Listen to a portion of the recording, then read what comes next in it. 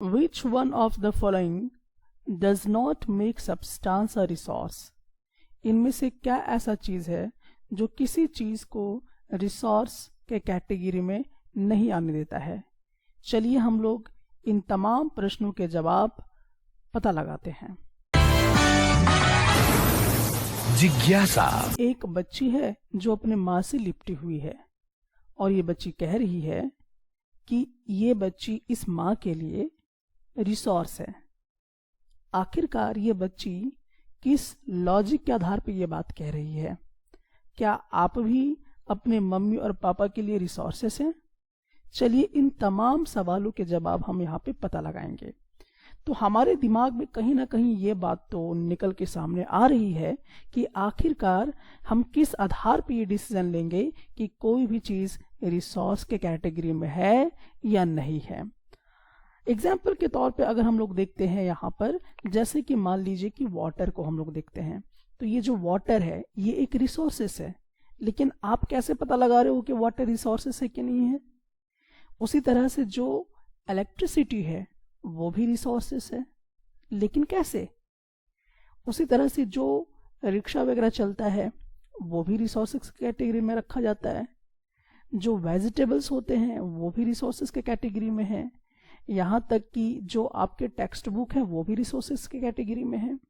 लेकिन इन तमाम चीज में अगर आप देखने का प्रयास करेंगे तो कोई एक चीज इन सब में आपको सेम चीज मिलेगा। क्या मिल रहा है? थोड़ा सा पता लगाइए, आप दिमाग चलाइए अपना। इन सब चीज में कॉमन क्या है? एक जैसी क्या बात है इन सब में? जी हाँ, यूटिलिटी। अब इसको समझना है, यानी कि अगर आपको किसी चीज की जरूरत है तो उस जरूरत को पूरा करने के लिए जिस सब्सटेंस का हम इस्तेमाल कर रहे हैं उसी को हम रिसोर्सेस कहते हैं।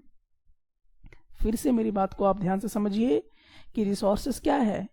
यूटिलिटी और usability is what makes an object और सब्सटेंस अ रिसोर्स। तो कोई भी सब्सटेंस या कोई भी ऑब्जेक्ट वो आपका रिसोर्स है या नहीं है, ये कैसे पता चलेगा कि आप उसको यूटिलिटी में ले रहे हैं या नहीं ले रहे हैं? मतलब आप उसका इस्तेमाल कर रहे हैं या नहीं कर रहे हैं।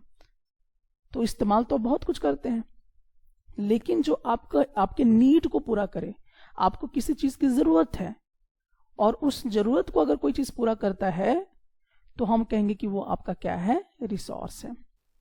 जैसे एग्जाम्पल के तौर पे हम लोग यहाँ पे लेते हैं वाटर।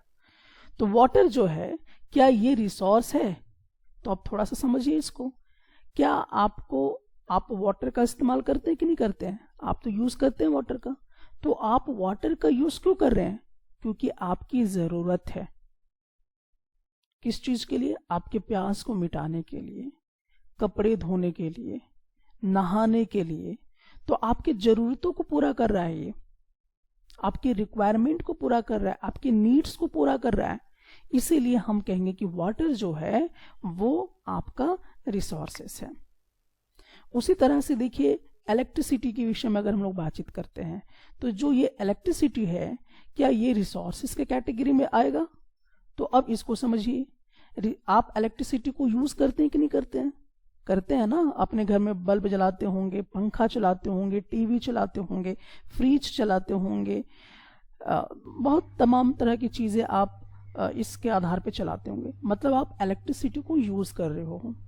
अब प्रश्न ये आता है कि आप इलेक्ट्रिसिटी यूज क्यों कर रहे हो? क्योंकि आपकी जरूरत है। जैसे मान लीजिए कि आपको गर्मी लगा, अब गर्मी लगेगा तो आपको अपने रूम का टेम्परेचर डाउन करना है, आपको ठंडी हवा चाहिए तो आप कूलर चलाओगे, एसी चलाओगे, फैन चलाओगे, ठीक है। तो ये इलेक्ट्रिसिटी पर आधारित है, इलेक्ट्रिसिटी से चलेगा। तो ये आपकी जरूरत को क्या कर रहा है? पूरा कर रहा है। आपके नीड को क्या कर रहा है? पूरा कर रहा है। सो ये जो इलेक्ट्रिसिटी है ये आपका क्या होगा? रिसोर्स के कैटेगरी में आएगा। यानी कि हम कहेंगे कि ये क्या है? रिसोर्स है। उसी प्रकार से और भी एग्जाम्पल आप देखिए, रिक्शा को लेकर। रिक्शा, तो रिक्शा का भी आप यूज करते हो, इसका भी इस्तेमाल आप करते हो। तो क्यों करते हो? क्योंकि आपको मान लीजिए कि एक जगह से दूसरी जगह जाना है, बहुत तेज धूप है, आपको काफी दूर तक जाना है, तो आप क्या करोगे? रिक्शा लोगे, क्योंकि आपकी वहां पे क्या हो गई? जरूरत बन गई। तो ये जरूरत का सामान हो गया, तो डेफिनेटली आप क्या करोगे? रिक्शा लोगे। तो ये आपका वहां पे जो रिक्वायरमेंट है, जो आपका नीड है, उसको पूरा कर रहा है एक जगह से दूसरी जगह जाने में। तो ये जो रिक्शा है, ये क्या हो गया? आपका रिसोर्सेस के कैटेगरी में आ गया। उसी प्रकार से अब जैसे देख लीजिए, वेजिटेबल को हम लोग देखते हैं, तो वेजिटेबल भी तो आप यूज करते हो। अब यूज को कर रहे हो आप क्योंकि इसकी नीड है, आपको इसकी जरूरत है, आपको आपकी जरूरतों को पूरा कर रहा है। क्या जरूरतों को पूरा कर रहा है? एक तो पहली चीज, आपको भूख लगती है, तो ऐसा तो नहीं है ना कि आप सिर्फ चावल खाएंगे या फिर आप सिर्फ रोटी खाएंगे, सब्जी भी तो चाहिए आपको। तो आपकी भूख को मिटाने के काम में आ रहा है, यहाँ पे आपकी जरूरत हो गई। दूसरी चीज कहाँ पर हो गई कि जैसे कि आपके बॉडी को मिनरल्स चाहिए, विटामिन्स चाहिए, प्रोटीन्स चाहिए, कार्बोहाइड्रेट्स चाहिए, तरह तरह के न्यूट्रिएंट्स चाहिए आपके बॉडी में। तो जरूरत हो गई कि आपकी बॉडी को प्रॉपर प्रोग्रेस में लाने के लिए क्या चाहिए होगा? डिफरेंट डिफरेंट न्यूट्रिएंट्स की आवश्यकता होगी, और इसके लिए आपको किसकी आवश्यकता होगी? वेजिटेबल की आवश्यकता होगी। तो ये आपकी आवश्यकताओं को, यानी कि आपके नीड को पूरा कर रहा है, इसलिए हम कहेंगे कि वेजिटेबल भी हमारा क्या हुआ? रिसोर्स के कैटेगरी में होगा। उसी प्रकार से अब जैसे देख लीजिए टेक्स्ट बुक, यानी कि जो कॉपी है, किताब है, पेन पेंसिल वगैरह और भी चीज आप इसमें इंक्लूड कर सकते हैं। तो ये भी रिसोर्सेस है या नहीं है? तो ये भी रिसोर्सेस है। क्यों? क्योंकि आपके दिमाग में तो अब ये बात आ गई होगी, क्योंकि आप कॉपी का इस्तेमाल करते हो, आप किताब का इस्तेमाल कर रहे हो, पेन कॉपी का इस्तेमाल कर रहे हो। क्यों कर रहे हो?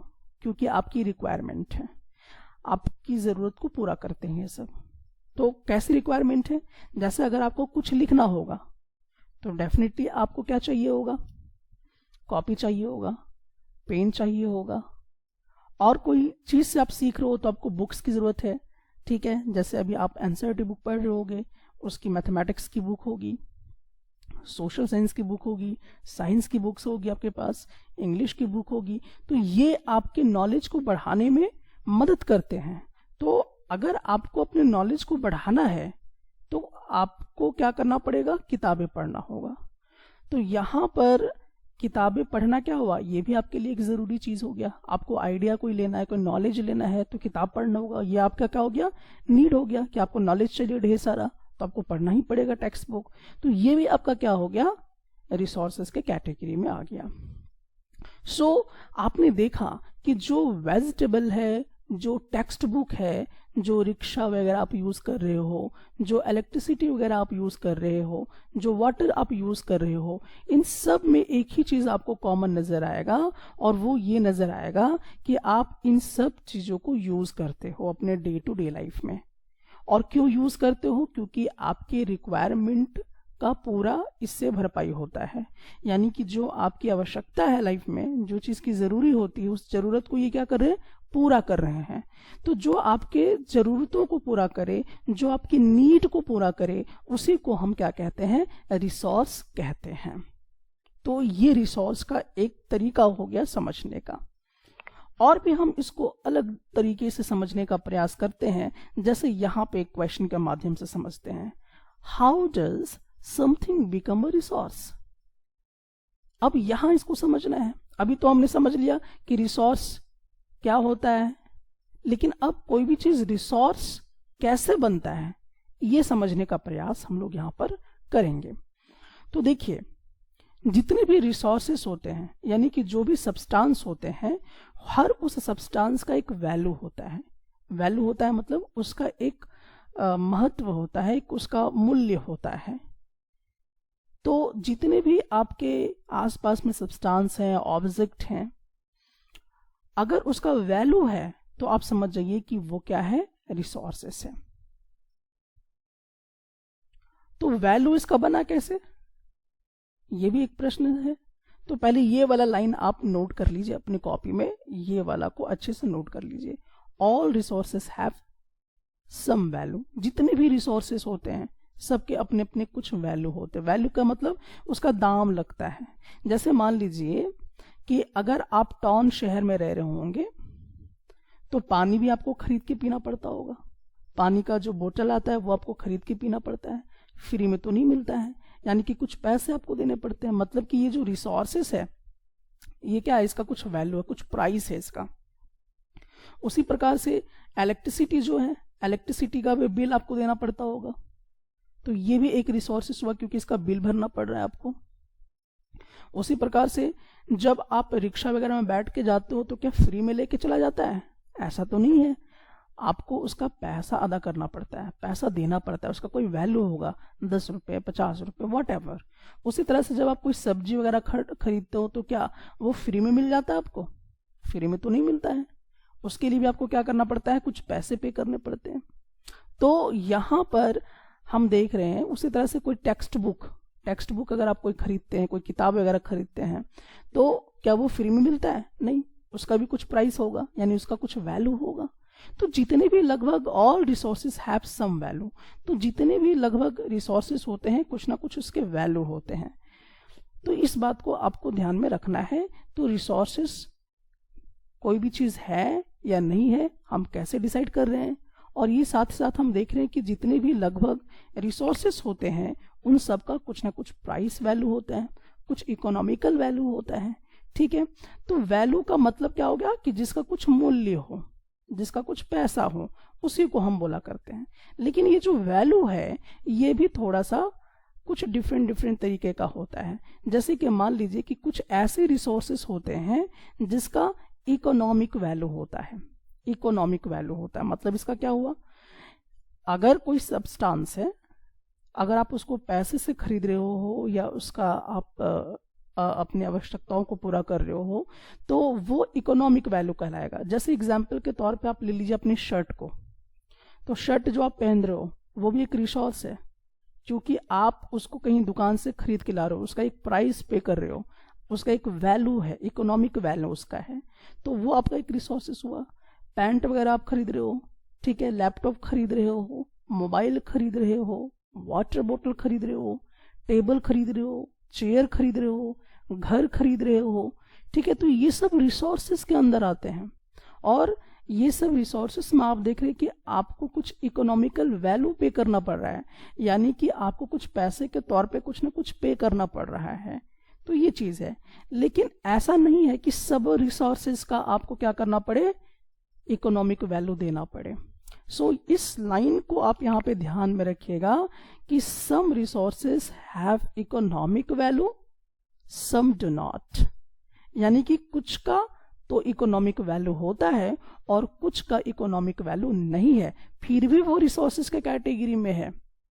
क्या आप एग्जाम्पल दे सकते हैं? जी हाँ, अभी चलिए इसके थ्रू हम लोग समझ लेते हैं। जैसे कि मेटल्स, अब जैसे यहाँ पे मेटल्स को अगर हम लोग यहाँ पे देखते हैं तो मेटल्स समझते हैं आप लोग, जैसे मान लीजिए सोना हो गया, चांदी हो गया, गहने जेवरात वगैरह आप देखते होंगे, आप वायर वगैरह देखते होंगे आपके घर में जो किया हुआ है, जिसमें कॉपर वायर होता है, एल्युमिनियम का वायर होता है, बर्तन जो बने होते हैं, ठीक है, तो वो लगभग मेटल से बने होते हैं। तो ये जो मेटल्स होते हैं उस मेटल्स को आपको क्या करना पड़ता है, कुछ प्राइस देकर खरीदना होता है। जैसे मान लीजिए सोना खरीदना है तो क्या फ्री में मिलेगा क्या सोना आपको? ऐसा तो नहीं है, सोना तो सबसे कीमती चीज है, तो उसके लिए आपको क्या देना पड़ेगा, प्राइस पे करना पड़ता है, यानी कि उसका एक इकोनॉमिक वैल्यू होता है, तो वो एक रिसोर्सेस है। उसी तरह से जैसे कि मान लीजिए और भी चीजें, जैसे कि मान लीजिए चांदी आप खरीद रहे हो तो चांदी भी मेटल है, तो उसका भी पैसा आपको पे करना पड़ रहा है, तो वहां पर क्या है, उसका भी इकोनॉमिक वैल्यू आपको यहाँ पे देखने को मिलेगा। लेकिन जैसे कि मान लीजिए कि कहीं आप घूमने चले गए देहात वगैरह में, तो अगर कहीं खूबसूरत सा बागान आपको दिखाई देता है, खूबसूरत सा कहीं जमीन या फसल वगैरह दिखाई देता है, तो क्या उसका पैसा लगता है?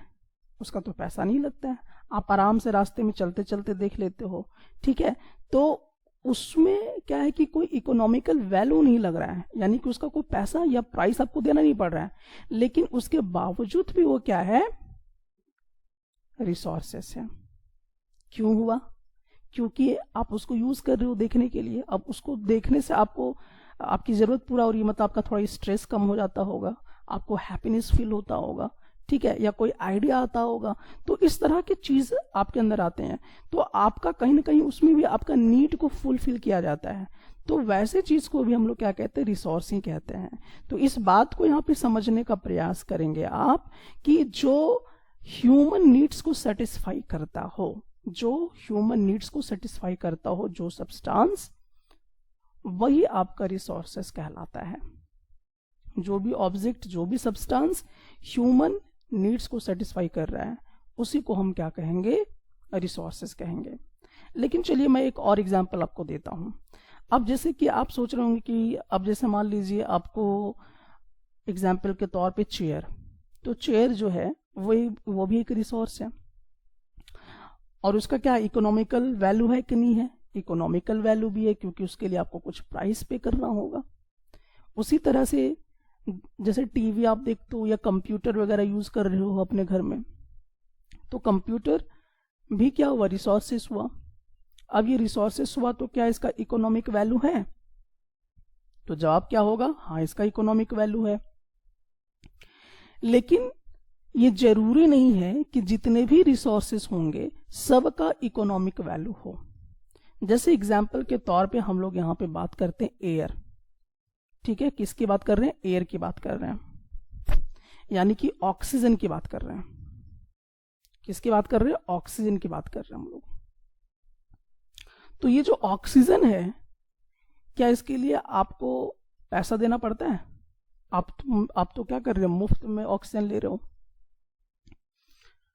और हर क्षण ले रहे हो आप ऑक्सीजन, चाहे सो रहे हो, जग रहे हो, खा रहे हो, घूम रहे हो, व्हाटएवर, जो भी कुछ आप कर रहे हो, सब चीज आप ऑक्सीजन ले रहे हो उस पूरे टाइम पर, लेकिन उसका कोई प्राइस पे नहीं कर रहे हो। मतलब जो एयर है, जो ऑक्सीजन है, उसका इकोनॉमिक वैल्यू नहीं है। तो अगर इसका इकोनॉमिक वैल्यू नहीं है तो क्या ये रिसोर्सेस नहीं हुआ क्या? तो दिमाग चलाइए अपना, आपके दिमाग में क्या बातें आएंगी कि जरूरी नहीं है कि हर चीज का इकोनॉमिक वैल्यू हो, भले इसको हम प्राइस से नहीं खरीद सकते, लेकिन अगर हम गौर करें तो ऑक्सीजन हमारी जरूरतों को पूरा कर रहा है। सांस लेना हमारी जरूरत है, हम सांस के बगैर जीवित नहीं रह सकते हैं, यानी कि ऑक्सीजन के बगैर हम जीवित नहीं रह सकते हैं। तो ऑक्सीजन आपको जिंदा रखने के लिए बहुत ही ज्यादा जरूरी है। तो ऑक्सीजन क्या हो गया, रिसोर्सेस हो गया। ऑक्सीजन क्या हो गया, रिसोर्सेस हो गया। उसी तरह से carbon dioxide gas, carbon dioxide gas है ना, तो कार्बन डाइऑक्साइड गैस जो है, क्या ये रिसोर्स है क्या?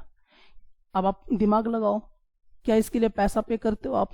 नहीं, ठीक है, आप तो गैस रिलीज कर देते हो आराम से, ठीक है, उसके लिए तो पैसा पे तो नहीं करते हो।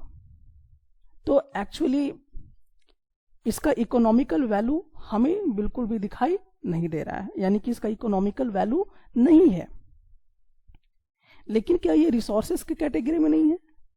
ऐसा बात नहीं है, ये भी आपकी जरूरतों को पूरा करता है। अब आपके मन में प्रश्न आ रहा होगा कि ये आपकी जरूरतों को कैसे पूरा कर रहा है? जी हाँ, ये आपकी जरूरत को पूरा कर रहा है। कैसे कर रहा है? जैसे कि मान लीजिए जो पेड़ पौधे होते हैं, उनको अपना खाना पकाने के लिए किस चीज को लेने की आवश्यकता होती है? कार्बन डाइऑक्साइड की। जब कार्बन डाइऑक्साइड गैस लेगा पेड़ पौधा, तभी तो अपना खाना पका पाएगा, तभी तो वो जिंदा रह पाएगा, और जब वो जिंदा रहेगा तभी तो आपको ऑक्सीजन दे पाएगा। तो देखिए, पेड़ पौधे से हमें क्या मिलते हैं? वेजिटेबल्स मिलते हैं, यानी कि फूड मिलता है। तो फूड आपकी रिक्वायरमेंट है कि नहीं है? है। ऑक्सीजन आपका रिक्वायरमेंट है कि नहीं है? वो भी है। तो कार्बन डाइऑक्साइड क्या कर रहा है? पेड़ पौधे की जरूरत है, और पेड़ पौधे आपकी जरूरतों को पूरा कर रहा है। सो यहां पर हम देख रहे हैं कि कार्बन डाइऑक्साइड जो गैस है, इसका इकोनॉमिकल वैल्यू भले नहीं हो, लेकिन ये रिसोर्सेस के कैटेगरी में आता है, क्योंकि हम कार्बन डाइऑक्साइड को इनडायरेक्ट वे में यूज भी करते हैं, और कहीं ना कहीं ये हमारे नीड को सेटिस्फाई करता है, ये हमारी जरूरतों को पूरा करता है। इसीलिए ये हमारे क्या होंगे? रिसोर्सेस होंगे। देखिए, ऐसा है कि जो रिसोर्सेस है, तो किसी भी रिसोर्सेस का इकोनॉमिकल वैल्यू जो है वो समय पे डिपेंड होता है, ये भी ध्यान में आपको रखना है, ठीक है। तो टाइम के साथ साथ उस रिसोर्सेस का वैल्यू या प्राइस तय किया जाता है। जैसे आपको मैं भी कुछ एग्जांपल देता हूं कि अभी तक, जब तक कोरोना काल नहीं आया था, तब तक तो ऑक्सीजन आप लगभग फ्री में हॉस्पिटल्स में ले रहे थे, या कहीं भी जा रहे थे तो ऑक्सीजन आपको फ्री में मिल रहा था। लेकिन जब कोरोना काल आया, तो कोरोना काल में जब आप बीमार पड़ गए, या आपके घर वाले या आपके अगल बगल के लोग, तो आपने सुना होगा कि जो पेशेंट हॉस्पिटल्स में थे उन तमाम पेशेंट को ऑक्सीजन की जरूरत पड़ गई, और वो ऑक्सीजन का प्राइस देना पड़ता था, उस ऑक्सीजन को खरीदना पड़ता था। यानी कि इसका एक क्या हो गया, इकोनॉमिकल वैल्यू हो गया, इस ऑक्सीजन का एक इकोनॉमिकल वैल्यू आ गया। तो ये टाइम के साथ होता है, ये जरूरी नहीं है कि आज नहीं है तो कल नहीं होगा, ठीक है। तो ये इकोनॉमिकल वैल्यू जो किसी का डिसाइड होता है वो समय पे डिपेंड करता है कि समय किस तरह से परिस्थिति को ढालती है। जैसे अगर आप आज से बहुत पुराने जमाने में चल जाएं तो आपको शुद्ध वाटर पीने को मिल जाता था फ्री ऑफ कॉस्ट में, इसका कोई पैसा नहीं लगता था। लेकिन आज आपको एक डिस्टिल्ड वाटर अच्छा पीने के लिए प्राइस पे करना पड़ता है, उसका एक इकोनॉमिकल वैल्यू सेट कर दिया गया है।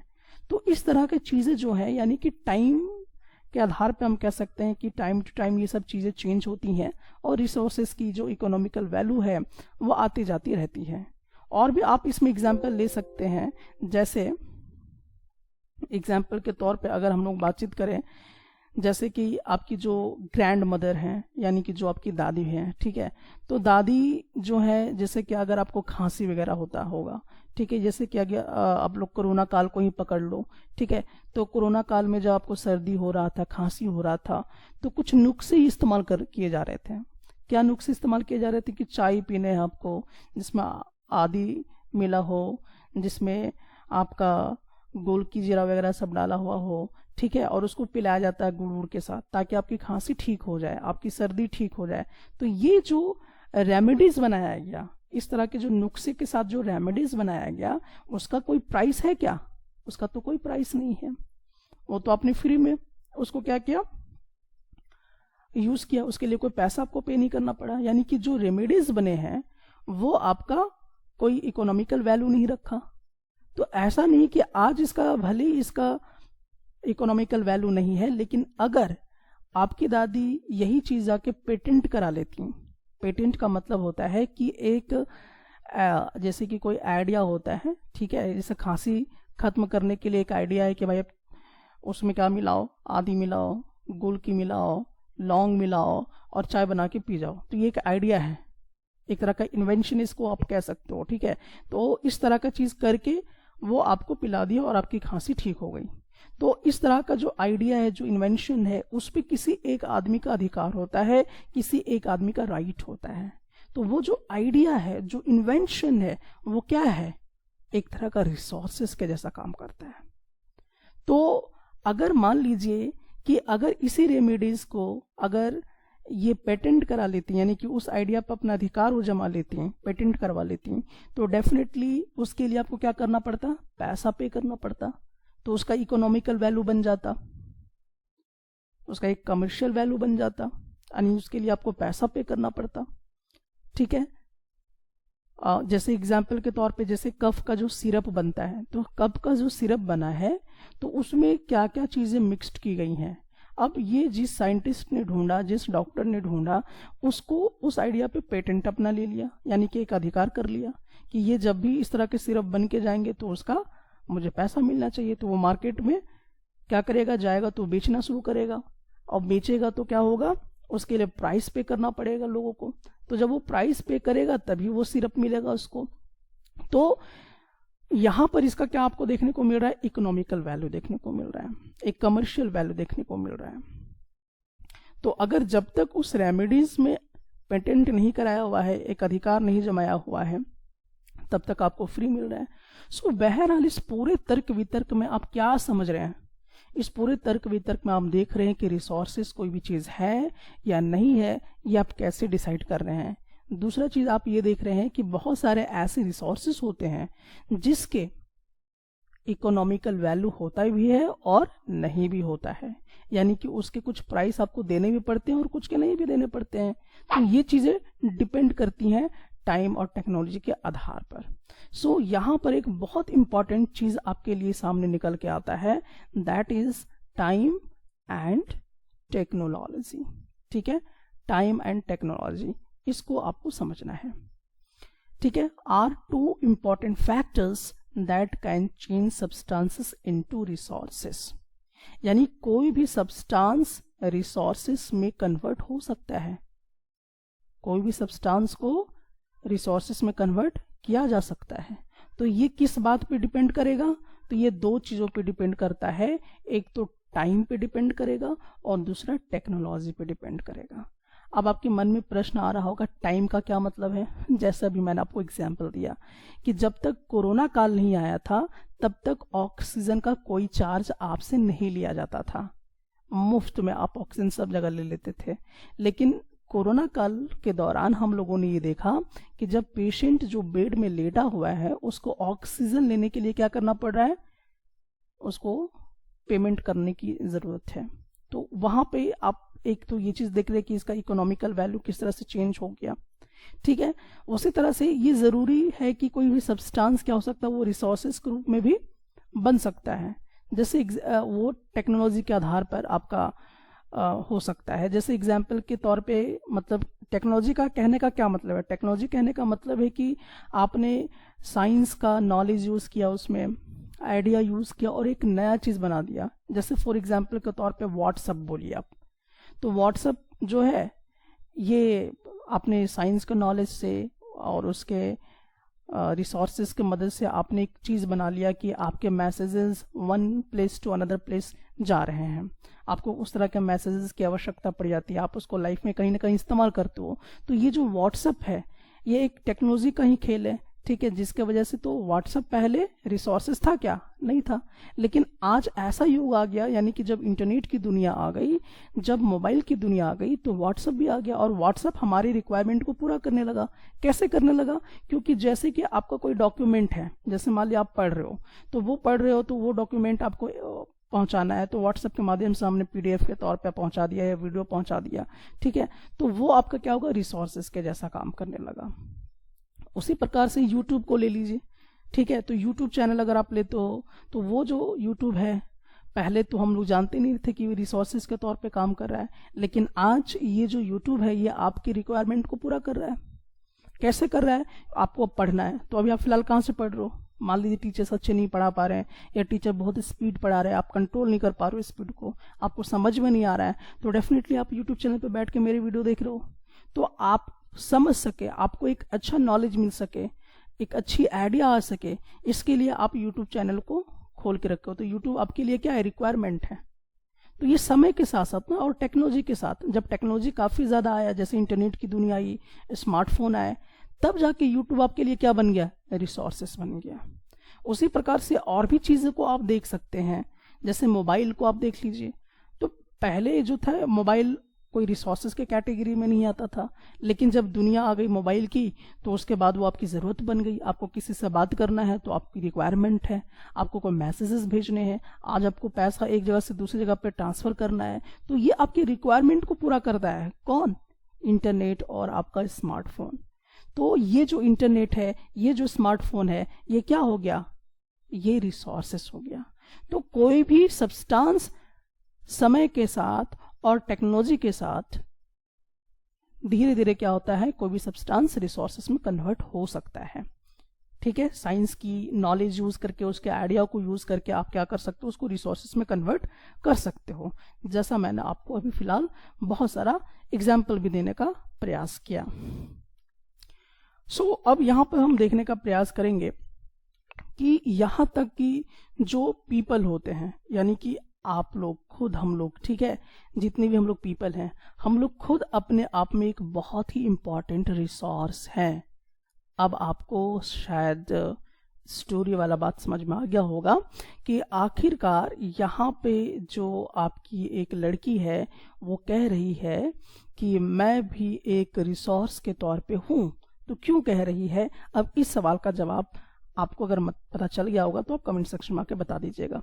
तो यहाँ पीपल जो है वो भी एक बहुत ही इंपॉर्टेंट रिसोर्स के तौर पे होता है। जैसे आपके पापा भी एक इम्पॉर्टेंट रिसोर्स है, आपकी मम्मी भी एक इम्पॉर्टेंट रिसोर्स है, आप खुद एक इम्पॉर्टेंट रिसोर्स है।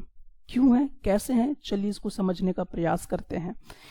क्योंकि इनके पास आइडियाज होते हैं, ठीक है, नॉलेज, इन्वेंशन यानी कोई आविष्कार वगैरह किया, कोई खोज वगैरह किया। तो मान लीजिए कोई व्यक्ति है, अगर उसका आइडिया, उसका नॉलेज यूज किया आपने, या उस व्यक्ति ने कुछ इन्वेंशन किया, डिस्कवरीज किया, और उससे क्या हो गया कि बहुत लोगों की जरूरतें पूरी होने लगी।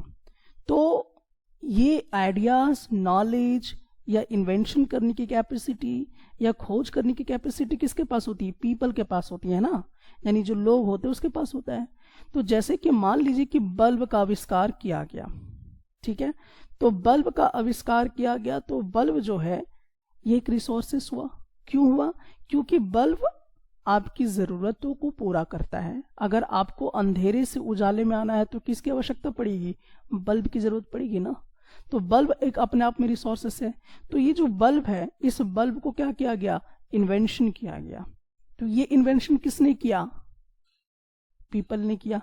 चलिए नाम भी बता देता हूं, थॉमस एल्वा एडिसन ने। तो थॉमस एल्वा एडिसन एक आदमी थे और उन्होंने ही बल्ब का आविष्कार किया।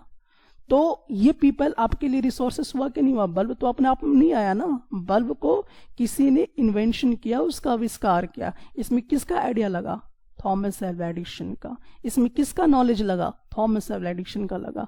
तो वो जो पीपल है उसका आइडिया यूज करके, उसका नॉलेज यूज करके एक नई चीज का इन्वेंशन किया गया। तो हम कहेंगे कि वो जो थॉमस एल्वा एडिसन है वो अपने आप में एक रिसोर्स था, जिसका इस्तेमाल हम लोग आज कर रहे हैं, आज उसका लाभ हम लोगों को मिल रहा है। उसी प्रकार से जैसे मान लीजिए कि रॉकेट, आपने आज देखा कि रॉकेट जो है वो उड़ रही हैं स्पेस में हमारी, लेकिन ये किस आइडियाज पे आधारित है? उसके लिए नॉलेज इस्तेमाल किया गया, तो कोई ना कोई इसका इन्वेंशन किया होगा, ठीक है। तो उसके लिए जो व्यक्ति इस तरह के आइडियाज लेके आए हैं, जो नॉलेज लेके आए हैं, वो व्यक्ति आपके लिए क्या हो गया? रिसोर्सेस हो गया। क्योंकि आज हमें जरूरत है रॉकेट की, इस तरह की चीजें की। तो जैसे कि एपीजे अब्दुल कलाम ने क्या किया था? हमारे लिए रॉकेट इन्वेंट किया था। तो हम लोग कहेंगे कि वो हमारे लिए रिसोर्सेस बन गए। उसी प्रकार से रेडियो जो है वो हमारे आज लाइफ को बहुत ज़्यादा मनोरंजन करने का एक साधन बना था। उस तरह से फिर टीवी आया, मोबाइल आया। तो कहीं ना कहीं ये लोगों के आइडियाज से आए, कहीं ना कहीं उनके साइंस के नॉलेज से आए, कि किसी ने उनका इन्वेंशन किया, डिस्कवरीज किया, तब ये सब चीज़ें हमारी ज़रूरतों को पूरा करने लगा।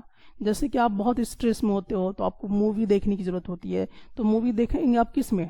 टीवी में ही देखेंगे ना। तो टीवी किसने किया? टीवी किसी के आइडिया पे आधारित होगा, किसी का नॉलेज यूज हुआ होगा, किसी ने इन्वेंशन किया होगा। तो जिस आदमी ने इन्वेंशन किया वो आदमी आपके लिए क्या हो गया? रिसोर्सेस हो गया।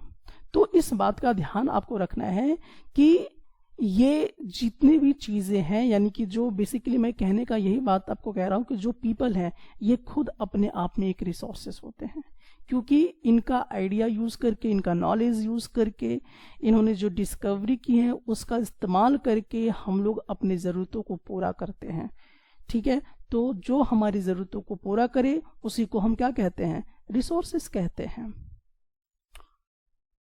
और उसी तरह से और भी चीजें हम लोग जैसे एग्जाम्पल के तौर पे और भी चीजें ले सकते हैं।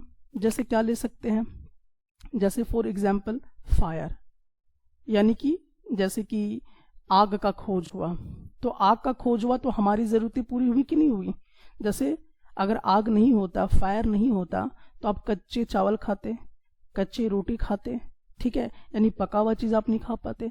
और पका हुआ चीज अगर आप नहीं खा पाते, सब कच्चा चला जाता आपके बॉडी में, तो डाइजेशन प्रोसेस अच्छे से नहीं होती, आपका लाइफ अच्छा नहीं वर्कआउट कर पाता, आप अच्छे से जीवित नहीं रह पाते। तो कहीं ना कहीं आपकी ज़रूरतों को पूरा किया इसने, ठीक है।